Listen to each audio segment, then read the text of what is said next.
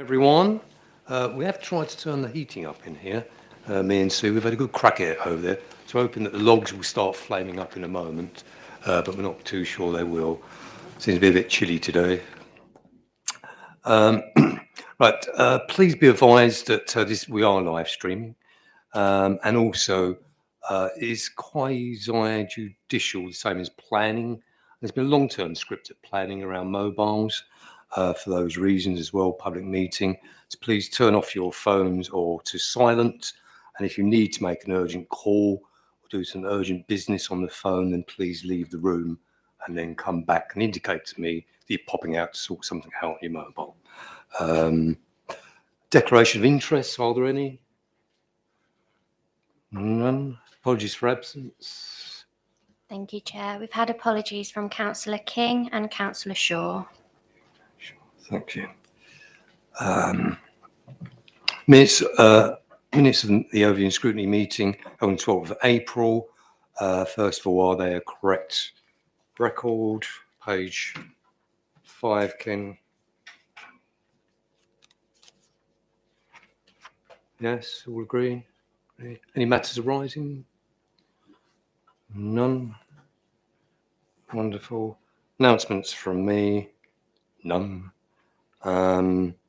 Apart from, I think that we'll open up session after Debbie returns to report on Debbie, and then we'll probably move so we can have an in-depth discussion to the exclusion of the press at that point. So please just bear in mind we have got matters of confidentiality in front of us. Thank you. Public speaking, none. Okay. Right, so we move to agenda item 7, future office accommodation, appraisal and business case, page 6, Ken. And you can see the appendices A through to Q and the various pages there. And Debbie, you're going to present, so please fire away. Thank you, Chair. So yes, this report here is the culmination of many months of work and builds on the presentation of the independent consultants who presented on the 12th of November the outcome of the work that they had undertaken looking at our current office accommodation and what we would require going forward. And at that meeting, they came forward and had looked at 10 different options, and they ranged from keeping the existing buildings right the way through to leasing or buying an existing building or building on our own. And out of that 10 different options, they made the recommendation to look at the Horizon building. At the meeting of the Service Improvement and Efficiency Committee on the 12th of November, they made a series of recommendations, and at that point, that recommendation of the Horizon building didn't go forward to Cabinet because the SEAC meeting, the Service Improvement and Efficiency Committee, asked for some further work to be undertaken by the joint member working group who had already been working on and with the consultants. So, and also at South Norfolk, there was the equivalent of the SEAC committee, and together they asked us to look at, as a joint member working group, members to continue to look at really two options. Option 9 of the consultants' report, which was purchase the Horizon building, and option 10, which was to build a new building. Option 1 was also to be entertained, which is do nothing, and is the default is obviously option 9 or 10 doesn't continue. There were a couple of other recommendations from the Service Improvement Committee. Recommendation was one that at that point in time, no decision in principle, because of the additional work that the Joint Member Working Group were asked to do. And recommendation 2, that the option to occupy Thorpe Lodge be investigated further, looking at the potential renovation of the building to make it carbon neutral and to address the car parking issues. Recommendation 2 has not been progressed as neither council office, whether that is Thorpe Lodge for Broadland or South Norfolk Council of South Norfolk, as a single building together provides the acceptable solution to both councils. So this report here builds and consolidates the additional information that's been gathered since the 12th of November in relation to option 9 and option 10. And there has been a considerable amount of work undertaken and additional information obtained, which the Joint Member Working Group has considered at a number of meetings over the past 3 months. So on section 2.1, there are 3 blocks of reports that have come forward. The first block there are the summaries of, and together there are summaries of each of these reports in the confidential appendices. So the first block of reports are where the surveys for the building survey, 20-year pre-plan preventative maintenance, mechanical and electrical survey, and again a 20-year pre-plan maintenance schedule for that, the acoustic survey, a carbon audit and an energy reduction feasibility study, all in relation to the Horizon building were undertaken, and the authors of those reports attended the Joint Member Working Group at various meetings for the members there to ask additional questions and seek clarifications. The second block of reports are reports that were shared with the Joint Member Working Group, so a fire risk assessment and accessibility for and a drainage survey for the Horizon building, and also looking at options around storage and the cost of a council chamber within the Horizon building, or indeed in the little building that's beside the Horizon building, the digital kitchen as it's called there. Evaluation of the Horizon Centre as well. All of those reports, in case of the valuation, that was a verbal report, have been presented to the Joint Member Working Group. There was also the cost of a new build that was undertaken by Oxbury Chartered Surveyors, and again that's been provided to the Joint Member Working Group. There were a few background reports that have also been gathered, and that was things like a cable survey, potential cost of commissioning some spatial design consultants, and a cost estimate of furnishings, and then looking as well at things like the annual estate management costs for the Horizon building. They have just been sought to inform the costings, and obviously there's revised costings in the appendix, in Appendix P. So section 3 just picks up on, in terms of the costs that are contained in Appendix B, which is obviously confidential there, taken into account that we've looked at the 20-year pre-plan maintenance cost as well. And then section 4 talks about the benefits of the Horizon building financially, and obviously running one building as opposed to 2 buildings is substantially cheaper, both in lower running costs and also in the capital maintenance. And particularly at the Horizon building, what that does do is actually reduce or help to mitigate the impact of future increases in energy prices because of the extensive solar panels that are on that site. And as I say, there's a reduction in the future capital funding as well, in terms of the need for that to maintain one building rather than 2.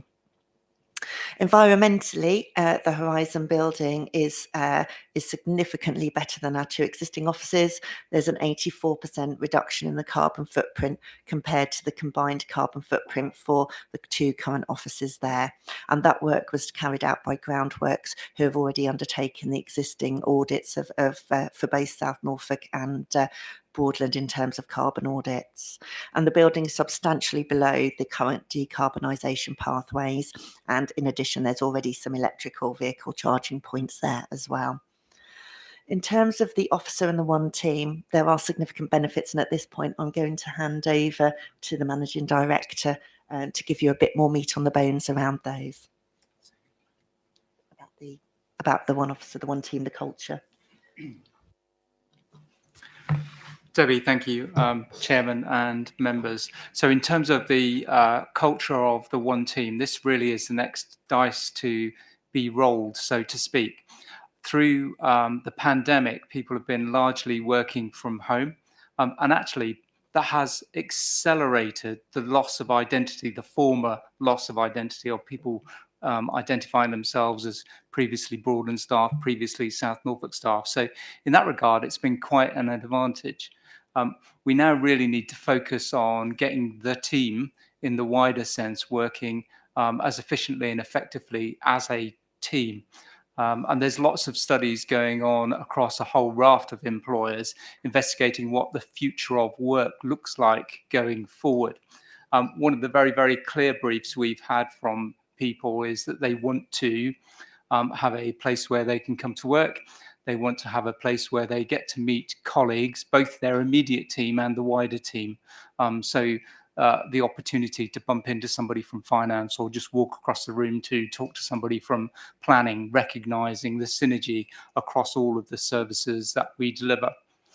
We had the all-staff briefing last week where we currently conduct those meetings on Zoom. We had over 250 people in the room and took the opportunity just to ask people whether they thought that we would benefit from a single place of work. And there was a resounding response. So very, very strongly. I think it was circa 80% of the staff in the room said that they welcome the opportunity to have one place to work. There's a management saying, and I hate to trail out management sayings, that is culture eats strategy for breakfast. We've got a great strategy in terms of the feasibility study that members signed off some years ago now, moving that forward, and the opportunity that a high horizon building or a single building represents is really to build that cultural aspect to drive forward in terms of delivering excellence in customer service. We're already seeing the alignment of process and procedure. We're already embarked on a program of aligning the systems in which people operate. So the finance system, we're looking at the planning system going ahead, and that should be live well before the end of this year. The next thing to do is really get people working in one place where we can fully exploit and grow the culture of the one team supporting the two independent councils. I think that's the rich theme for us to explore and the really rich opportunity. I know within the reports, the finances are dealt with, the environment is dealt with, the cultural aspect is really, really key to us getting achieving the real ambition that you set out in the feasibility study and accelerating our journey to deliver first-class customer service across the needs of both councils.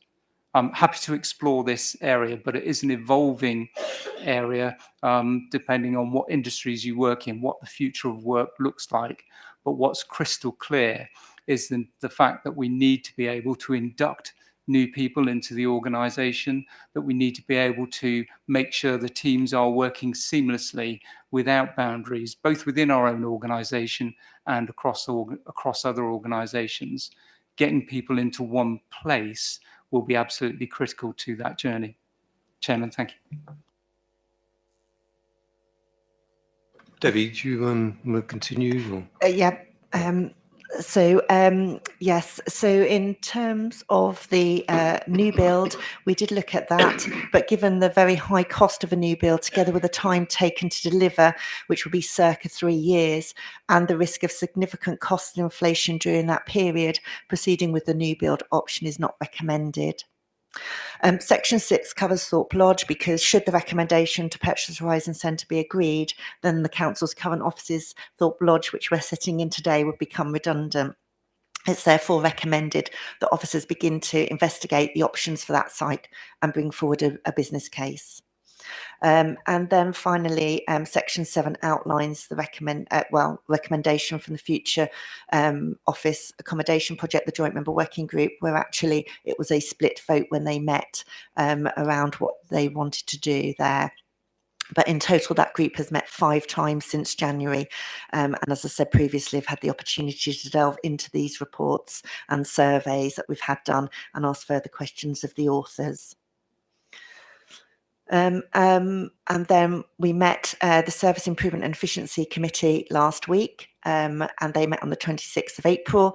Again, they considered this report, and after an extensive discussion, they voted against the recommendations in paragraph 11 below. The minutes of that meeting will be presented to Cabinet on the 12th of May there. In terms of other options, officers, we have made inquiries with Roach and they have asked their colleagues as well. And at the time of writing, there is no other suitable commercial premises that have come or are anticipated to come onto the market. All the other options that were explored originally with the Joint Member Working Group and through this process were obviously included in that independent consultants business case that was presented on the 12th of November to the Service Improvement and Efficiency Committee. I think just to conclude, we just wanted to share with you and to emphasise some of the thoughts of the members of the staff around what this would mean for us. And I think we're starting off with just a couple of videos before we move into questions.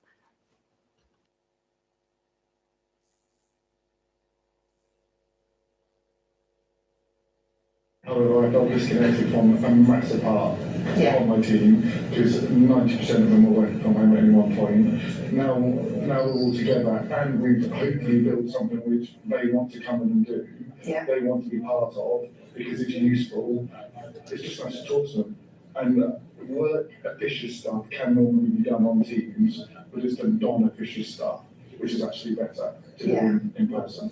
It's meeting people, isn't it? And I think that because of the pandemic, there was quite a lot of people in our teams that we'd never met. And I think that they hadn't met each other, which I think was fine on Teams, but you don't get to build relationships as much. I think already people are getting to know each other more. And we'd like to do some sessions where people can kind of put faces to a name. A little bit of speed dating or something like that. Because you may have actually been emailing someone that's been sitting over the way from you, just saying what they look like. Pre-pandemic, we haven't achieved bringing everyone together because there wasn't space and what have you. But now with the hybrid of working from home and working from the office, it means that we perhaps don't need quite as much space as we did before. So we're able to have this one space and people can kind of come and go, sit together and move around. We've moved housing upstairs and the police back upstairs so that we are now more of a hub. We'll have children's services back in here as well, they're not already, and other partners. So it's getting back to, I suppose, what it used to be before. So people can have these kind of chance conversations, and although we would share information where it's necessary, actually ideas and projects and stuff, I think, come up because people can just talk to each other. The formal side of things was done throughout the pandemic. We did some great stuff, data sharing, but when you mention a resident's name and it's just an off chance comment, and then all of a sudden police say, oh, I know something that's happening with them, and then someone in children's services says, oh, well, I'm kind of working on them. All of a sudden we've got a multi-agency approach when there wasn't anything, it was just letting people work in isolation. Yeah. That's where that works. Yeah. And that's why you need people in the office, because those off chance conversations don't happen so much when you're on the phone. In the economic growth team, and I apologise for not being with you in person this morning, but I am over at Carol Breck House delivering the Choices Unemployment Programme, and as it's only my second session with these new attendees, I felt I had to prioritise spending time with them this morning while they're still settling in and we're building that relationship which will hopefully lead them back into work. So the reason I was going to have a chance to talk to you this morning is my connection with the Horizon building. So prior to collaboration, I was a long-standing Broadland member of staff, and I guess I am able to give the perspective of somebody that has actually worked in the Horizon building. And I have to say, I'm really excited about the prospect of returning to that building. From a staff's perspective, it's light and airy, there's lots of space in there, and it's always felt a space where, despite the size, it was always cosy corners and lots of little offices for breakout rooms, and we had the team meeting rooms, training rooms, which is where I was, and it was just a really nice place and environment to work. I'm aware of thoughts around noise, and I have to say that I was there in the peak of it being a call centre with over 700 staff, and they worked shifts, and admittedly over the lunchtime when we had the changeover there could be a little bit of noise, but I am also really good friends with the ex-facilities manager who looks after Horizon and Willow building, and I spoke to him about the noise, and he said that since he was in that building, he was unaware of complaints about the noise. In the early days, I think Aviva spent quite a bit of money setting up screening and sectioning off areas which would minimise the noise going across the floor, and I believe they installed various other equipment to actually minimise the noise. I'm equally aware of things being said about the rain, and again, I asked the next manager who's recently relocated from that building, and also I asked the facilities manager, and he said he never had one complaint about the rain. And my friend who was the manageress said, yes, in torrential rain and storms, you could hear the rain on the roof. So I guess that sort of weather doesn't happen very often. And are we going to base our decision on that building on whether it might rain a few times over the winter? I don't know. But having spent the last 2 years working from home, I'm sure many of us are aware of the other noise that happens around us. We've had children, we've had dogs barking, we've had deliveries to the door. So I don't know that noise from a staff's perspective would perhaps be a deal breaker. I think from our perspective, from staff, I've had the luxury of working at Thorpe Lodge, and things that concern us had always been parking. There were days when I wouldn't want to go out on my business visits because I knew I'd be counting brochures and various materials back up the Yarmouth Road on my return because I couldn't get parking space. And the temperature control. You were either freezing in the winter and sitting with a coat on, or you were boiling the bag in the summer when you were up in the planning department and it was boiling. I've equally now had the experience of working from the house because my directorate was relocated to Long Stratton, and that has very much the open plan type office, which I wasn't used to. And any of my colleagues would tell you that I'm quite loud, and I don't seem to have affected those working around me, and those with headsets on who are taking inbound calls. Again, I think it just comes to a point where you're too busy doing your own job, you don't actually notice what's going on around. But I do notice when I'm at the house, when it rains, my hair gets wet and I have to make sure I don't fall over the many buckets that are littered around the building. So going back to Horizon, I think it's a fantastic building. No matter the time of day when you're inside, it's lit so well, you almost feel that you are constantly outside.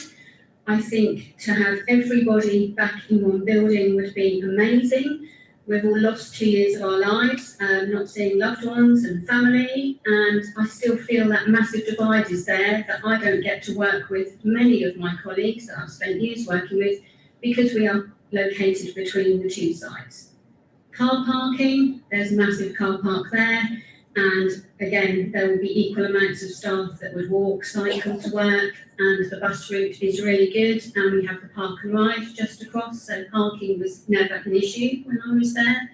We've also got all the wonderful facilities around us with the Broadland Business Park and all of the amenities for people to have walks at lunchtime and go and get food. But I think the big thing really is us all being under one roof, and in order to get us all back together and continue this journey as the one team, we really do need the one building.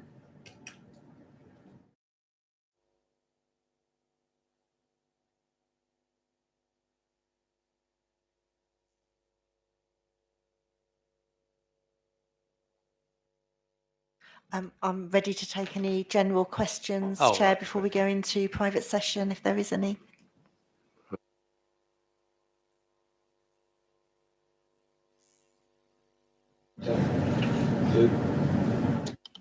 I would just like to make the point that we're here to evaluate the building that we're considering buying.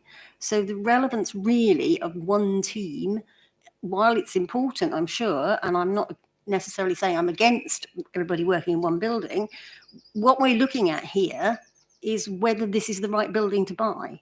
So frankly, I don't feel that the culture and that element of it is relevant to the decisions that I'm about to make. Thank you.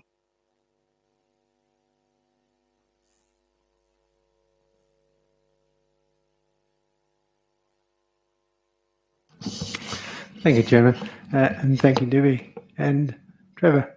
Having sat at the SIAC meeting last week, a lot of what I've seen on those videos addressed some of the concerns that the members of SIAC had. So for me, that's a very positive contribution to what obviously we're going to discuss.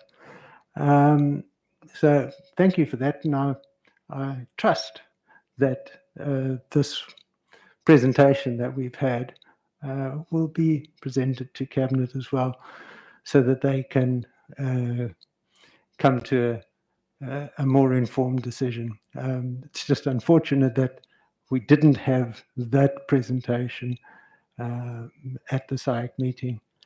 As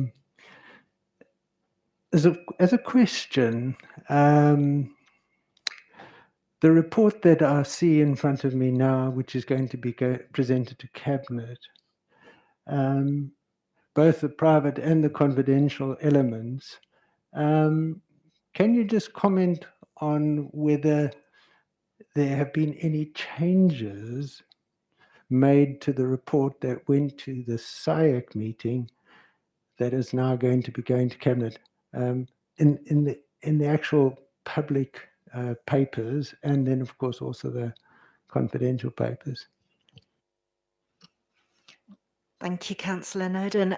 Yes, just there is an additional paragraph in, which is the outcome of the SIAC meeting. So we've just added that paragraph in and changed the wording of the recommendations, because the recommendations that went to SIAC were SIAC recommend to Cabinet. So it's just saying now that Cabinet to agree. So very, very, and Cabinet to recommend to full council. That is literally the only changes, as I say, is the preamble to those recommendations and the additional paragraph.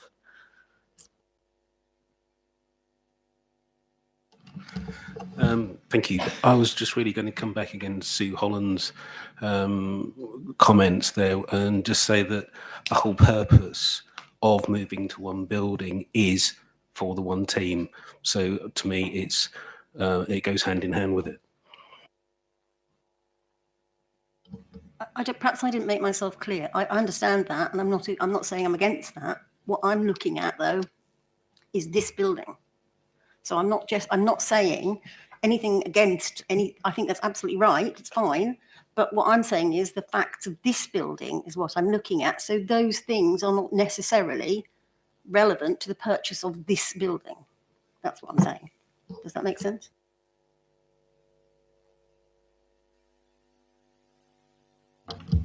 Yeah, thank you, Chair, and thanks for the report. I suppose the one thing I'm just questioning is there's been quite and rightfully emphasis on energy savings, reduction in carbon emissions, and so on, which we've had quite a lot of information on that in relation to the Horizon building. It doesn't appear, unless I've missed it, that we've had an equal emphasis on potential for energy reduction in carbon emissions for the existing buildings. So we've got the condition report, and I've gone through that, which is a couple of years old now, but it doesn't really go into the same level of detail in terms of energy saving and carbon reductions. I can see that with the Horizon build. Well, no, I'll come back to this other point as well. Okay, that was the main point. So I can answer that one. In terms of our existing buildings, those the MPS reports on the 20-year maintenance was literally to maintain them to their current standard. So you're quite right, that doesn't include anything about any more efficiency, energy efficiency additional or implementation that we could do to improve our current 2 buildings. The cost of doing that or getting a report on that was quite substantial in order to get somebody in to do that. Obviously, we have had Carbon Works look and do, and they have reported back at a couple of meetings for members to attend, and shortly those reports will be coming forward into the committee spectrum on our existing buildings. And those reports did say from Groundworks that we couldn't really achieve a full sort of carbon neutral, efficiency at those 2 existing buildings. The ability to put, there is the ability obviously to put some PVs on the site, but not to the extent that they have got at the Horizon Centre. So we have already done some measures, the quick wins at both buildings, but to make them substantially better would cost an awful lot of money. And even then, we don't think we could get them up to the standard of the Horizon building. Okay, well, thanks very much for that. I suppose it's still about comparing like with like, and that's my concern. And there's a certain amount of there's a lot of money involved here, and so in terms of looking at costs of surveys, perhaps it would have been worth doing that. But let's also be clear that whilst there is this term of the Horizon building being a net zero building, it isn't actually net zero. And so it is below the decarbonisation pathway at the current time, and that's good. But to maintain that beyond, I think under current circumstances, then it's under the decarbonisation pathway until 2035. So it will need additional measures to reach net zero beyond that. So again, that's something that perhaps needs to be borne in mind. So again, it's being able to compare. So there's going to be required, additional investment in the Horizon building to maintain it below the decarbonisation pathway. And so how does that then compare to the option of Thorpe Lodge, for example? So we're already 84% below our 2 current buildings. And yes, I agree. That's why we did the energy feasibility study too, to look at options to come away from gas. So there is that appendix there that gives some additional work that was done around what are options going forward. So we know that is a feasible option. But what I would say is our 2 current buildings are nowhere near below the current decarbonisation pathway. So if you're comparing like with like, they're substantially, they're nowhere near where the Horizon building currently is. And as you say, yes, we would have to spend, but we'd also have to spend on the 2 existing buildings substantially more. So, when you look at like for like, that's already significantly down the road in terms of hitting targets. Yes, to continue to be underneath as those targets actually get harder to achieve. And that's what we're talking about. The targets change. And as they would for any buildings, because the overall targets are changing, then everybody will have to spend more to keep their buildings below that pathway. Yeah, Chairman, just to reinforce that point. So we have had the Groundworks surveys, carbon audit on both of the existing buildings. So we do have an understanding of what that is, and we know that this building delivers an 84% reduction. We also are cognizant of the fact that regulations will change, and that there'll be additional requirements as technology progresses forward to maintain those credentials. But we're an 84% head start on where we are in the current buildings. Also, in terms of comparing like for like, the simple running costs of this building and South Norfolk House is considerably higher than the running costs of the Horizon building, which would deliver a revenue saving year on year, significant revenue saving to both budgets. So I think the report does compare like for like, And actually, it's hard to beat an 84% reduction in carbon footprint, significant reduction in running costs, with the cultural benefits of bringing everybody together in one place. Thanks, Chairman. Caroline and funding on this point, because we did spend quite a lot of time, Debbie, on this at the working group.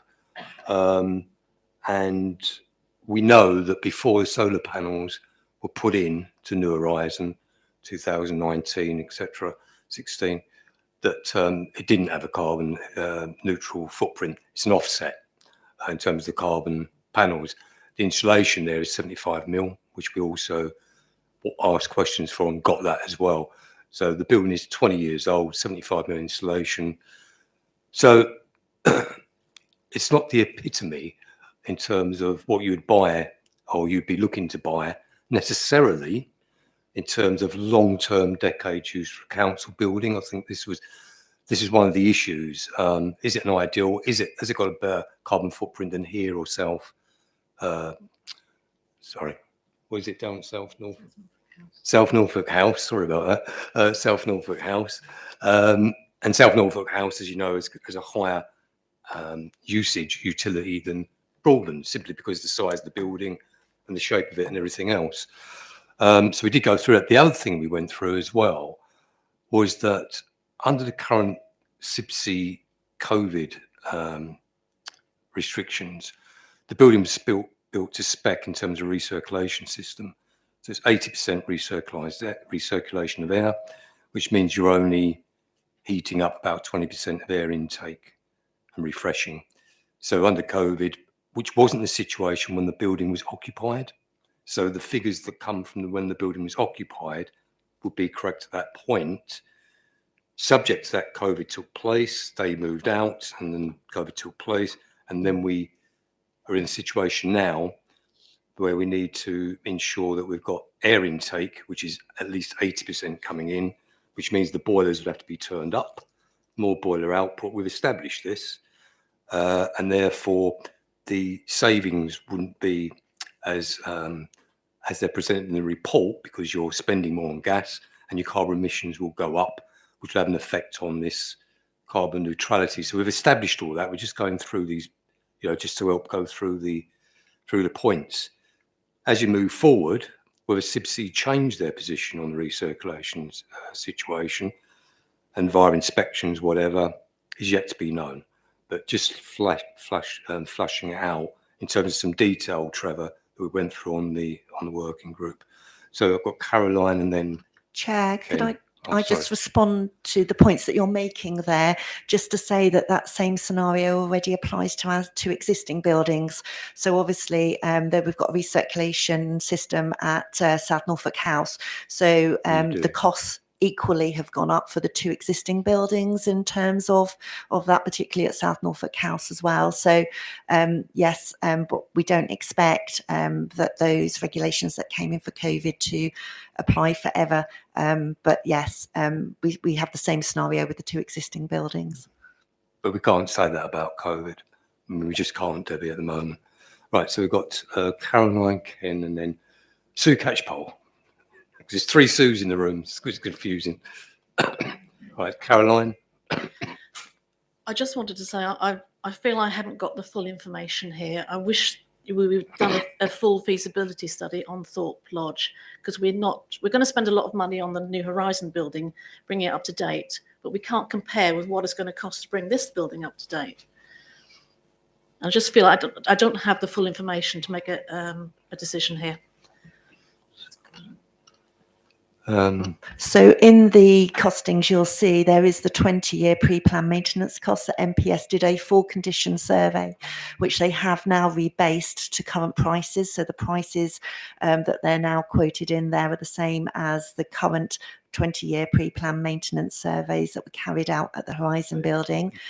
No, they don't include additional costs of making that, but even so, the two costs of keeping those two existing buildings at the current level, not even improved level around energy, is significant and is more than the cost of the Horizon building, which is obviously already at a higher cost, and included in those pre-planned maintenance schedules is the replacement of the solar panels and stuff like that to maintain that already enhanced energy efficiency.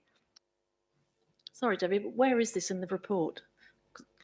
It's in Appendix P, I believe. Let me just go to it. There isn't the detail behind that. That is already available in the members area. The actual about 80-page report for Thorpe Lodge and similar for South Norfolk House. But in terms of those costs, they are shown on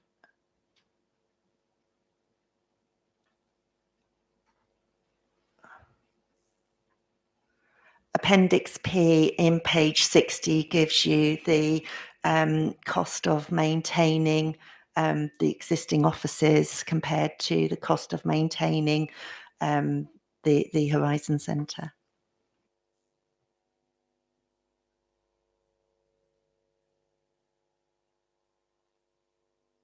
I'm going to let Ken and then Sue in, and I think I can just sense now we're actually being to get into the detail. So following that, I think we'll move to exclusion, so we can get into the meat of it, so to speak. So Ken and then Sue.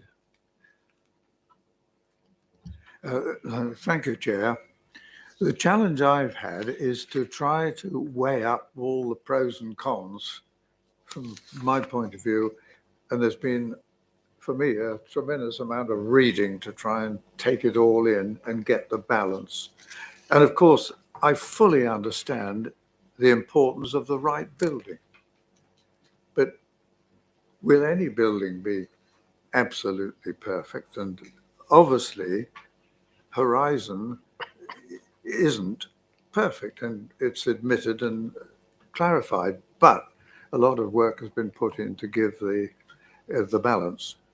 But the issues to me, and from what we've heard this morning and from what I've read and attended the meeting, is I do think for me, what is important in all this is the customer service, which the director may refer to, because for me, out in the field, the customer service and service to members is lacking at this moment of time. The other one is a little bit or self-centered, is the location. For me, there's no doubt about it. I would like to make sure that wherever we go is in Broadland. The other point which has been raised, and I fully understand the issues that have been made, but the other one has been made this morning, I think, is quality and the feelings of the staff. Because whatever building we have, the staff is really, to me, very important. Both from the residents' point of view and selfishly from my point of view. Because I've been around several years, I'm finding that the present situation is difficult for me. And as I find it, it isn't working. And that is why the importance of getting the staff in one place is really very critical to me for personal reasons. And what we mustn't forget is for the residents' reasons. I know you say people don't perhaps come or telephone so much now, but that presence and the customer satisfaction is very important. But the point I would like to just raise is that it's been indicated, as far as I understand, that if we went for the option for a new building, we're talking about 3 years. And, you know, I suppose nobody can guarantee that, because it depends, where have you got, is there a chance of the land and the building and the cost, of course. But what I'd like to just clarify is if we did go on the Horizon option, what realistically is the time factor of that? Could I have some clarification? Someone's mentioned, I think, well, by the end of the year. Is that the end of this year? Is that realistic? And have we really thought that through, bearing in mind the rain factor and the other things you've got to get on with? So if I could just have clarification on that, Chairman, that would be helpful. Yes, so there are a number of items on the critical path in terms of us moving in. Number one is getting the line in, the internet line, and that's a minimum of 3 months from when you place the order.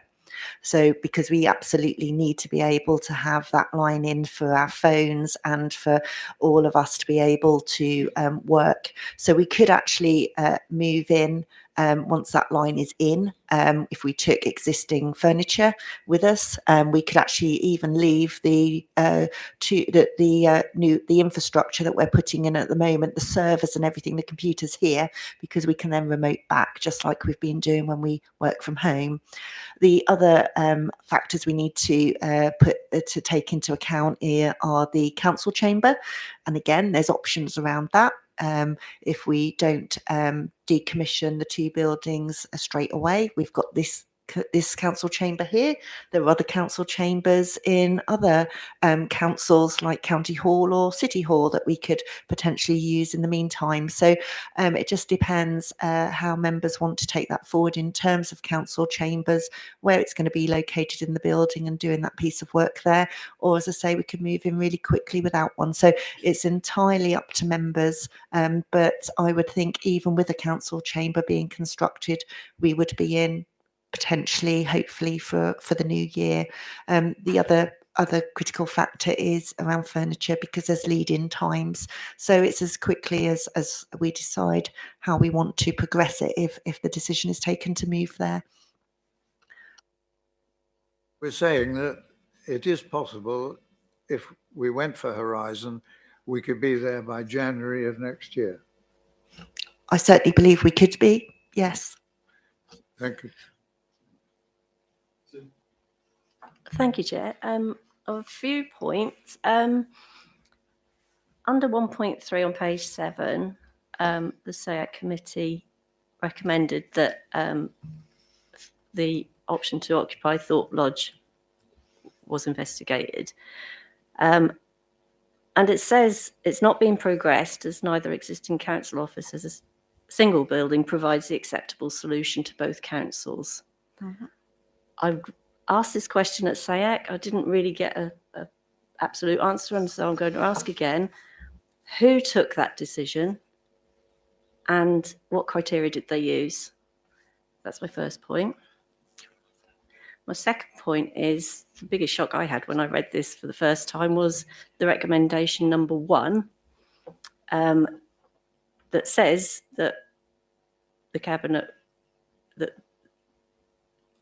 would recommend to Council that we agree to buy the Horizon Centre either individually or jointly with South Norfolk Council. My question is, why on earth would Broadland even consider buying Horizon alone? Surely we would just stay here in Thorpe Lodge as the preferred alternative.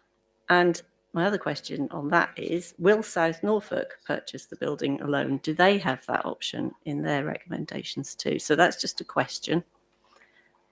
My third point is going back to what Travis said, that the forecast of the cost of running the 2 separate buildings is based on as they are now. Both councils are being asked to invest hugely in the new building. If they use some of that, not all of that, but some of that money to invest in their own individual council buildings, surely that would involve energy saving efforts and therefore would reduce the running costs. So I don't really understand how a forecast of the future costs, running costs based on current setup is really relevant. And all of that could have been answered if say X recommendation, to have a look into it, had gone ahead. Thank you. So I'm actually going to because we're going to move now to things you're getting pretty close to some answers that could be actually have some financial figures to them are moving this way. And I think, yeah. So, off your question, Sue, which is no problem with the way you've used that, you've got disclosed anything like that. But I think what will come back will actually enter into that. Yes, you will bring it somewhere on there. So I'm going to move that now, okay? Because clearly you could actually now be into some answers in terms of financials. Before I do that, Jan, is there a point of order or? Well, I do wonder whether there are two separate issues. So there are issues of principle in terms of the decisions that were made, that the questioner was asking, and then there are the more detailed aspects of that. So Yeah, I know, Jan. I just think we're getting to that point now, and I think a slip's going to occur here because there's some answers I think that need to be given that do touch into that. There's also some stuff in terms of some crossover with the working group, which again is another issue, I think, because that wasn't public. So I think we're just about there now in terms of judgment. And I think it's going to fetter the answers from perhaps Debbie in particular, because we've not excluded. So I think there'll be a fettering on the answers to you, Sue. So I'm going to move that now. Okay. So agenda item 8, exclusion of the press and public. I move that the press and public be excluded from the meeting, the remainder of items of business, because otherwise information which is exempt information by virtue of paragraphs 3 of part 1 of Schedule 12A of the Local Government Act 1972, as amended by the Local Government Access to Information Variation Order 2006, will be disclosed to them. You all agree? Agreed. Thank you.